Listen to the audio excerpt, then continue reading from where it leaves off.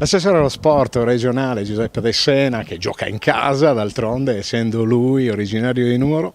e che abbiamo avuto ospite nella bellissima giornata trascorsa ad ottobre con la giornata paralimpica. Oggi si incominciano a raccogliere i frutti, perché questo istituto comprensivo ha presentato i lavori con dei ragazzi che si sono messi in discussione in una maniera davvero importante, soprattutto dando un grande segnale di civiltà, quella dell'inclusione a tutto tondo e il capire che la diversità talune volte è, o quasi sempre dico io, è una ricchezza da sfruttare.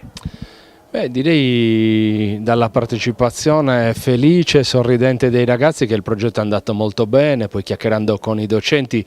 ho avuto la sensazione precisa di quanto effettivamente abbia fatto bene, di quanto abbia fatto crescere la sensibilità dei ragazzi, che è un tema fondamentale, non solo individualmente ma anche collettivamente, no? Una società che ha più capacità di comprendere le difficoltà di tutti e quindi di valorizzare tutti. Questa è una società che deve maturare, che deve comprendere che valorizzare le risorse umane passa attraverso la conoscenza e l'empatia e lo sviluppo dell'empatia. E lo sport è uno strumento eccezionale, quindi faccio intanto i complimenti all'Istituto Comprensivo e naturalmente al CIP Sardegna per il lavoro, per l'abnegazione verso la ricerca di questa sensibilità che è un elemento fondamentale nella crescita della società. E poi lo sport come elemento che può mettere, come dire, sullo stesso piano tutti, dove ognuno può dare un proprio contributo diverso ma utile e importante, e quindi credo che questa sia la via giusta. C'è molto lavoro da fare,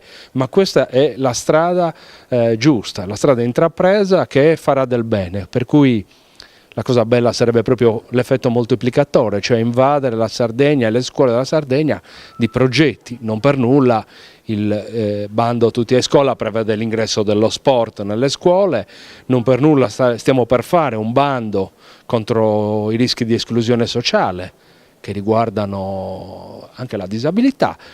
in cui le società sportive svolgeranno un ruolo importante, perché lo sport è sicuramente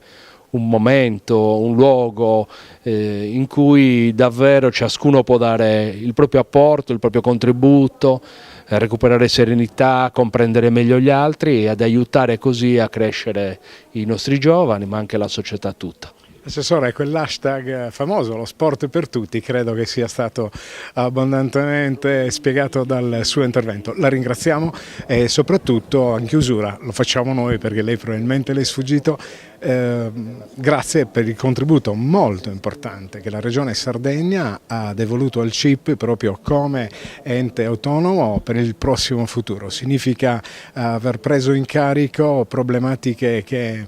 mentre un po' di tempo fa potevano essere un po' così messe di disparte, oggi sono problematiche di tutti e le si vive soprattutto provando a creare il futuro per questi ragazzi.